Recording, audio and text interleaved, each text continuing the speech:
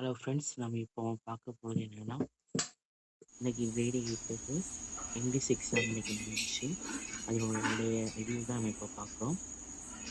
நம்ம பார்த்தோம் அப்படின்னா, நேற்று அப்லோட் பண்ணியிருந்த கொஸ்டின்ஸில் 2 மார்க் கொஸ்டின்ஸ் கேட்டிருக்காங்க. கொஸ்டின் நம்பர் 15 கேட்டிருக்காங்க.